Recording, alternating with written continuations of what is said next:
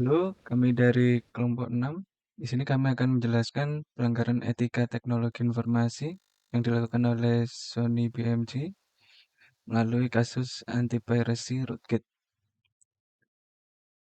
Kelompok kami terdiri dari David Diantoro, Luir Sanita Baleki, saya sendiri Gersom, lalu ada Seni Jovanka, dan ada Devina Aurelia. Sony anti-piracy rootkit. Pada tahun 2005, Sony BMG menyusupkan program anti pembajakan ke dalam CD album yang mereka cetak untuk mengatasi masalah pembajakan yang marak pada masa itu. Program yang mereka gunakan adalah Extended Copy Protection atau yang disebut XCP. Program ini berfungsi layaknya sebuah rootkit dengan kemampuan antara lain: 1. Mendapat hak akses level admin. 2. Memodifikasi sistem agar file lagu hanya bisa diakses menggunakan program yang disertakan dalam sisi Sony. Dan 3. Menyamarkan lokasi filenya sehingga tidak bisa dideteksi dan juga tidak bisa di-uninstall. Beberapa perusahaan lain mengatasi anti-pirasi. Ini dapat membuat CD yang tidak dapat diputar di komputer sama sekali. Ketika CD dimasukkan ke komputer, komputer hanya mengeluarkan CD. Sony BMG tahu bahwa banyak pengguna ingin menggunakan komputer mereka sebagai stereo rumah dan mendengarkan musik mereka di pemutar MP3. Jadi perusahaan memilih untuk menggunakan skema perlindungan salinan yang membatasi pembajakan biasa sambil memberikan fleksibilitas kepada pengguna.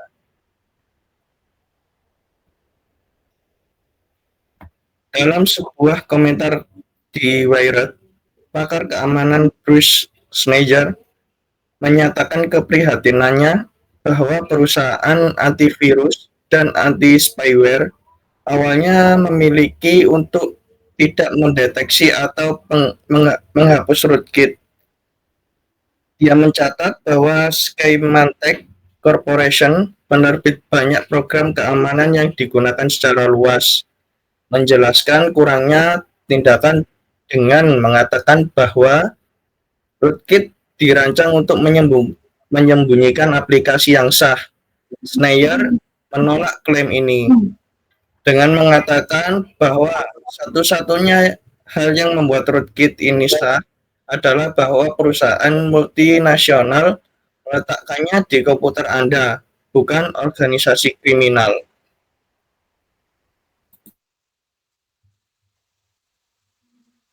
Pertanyaan pertama, jika Anda membeli CD secara legal, apakah Anda berhak mengkonversi CD ke file MP3 dan memposting file tersebut secara publik di internet?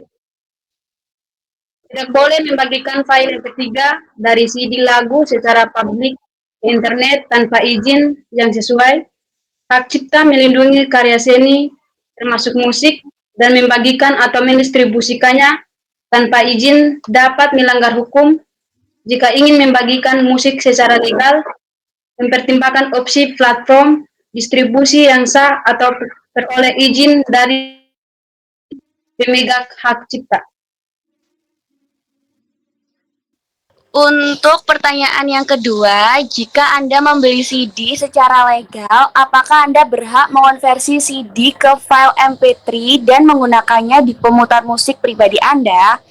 Ya, umumnya untuk mengonversi CD lagu yang sah ke format MP3 untuk penggunaan pribadi atau lingkungan pribadi itu diizinkan.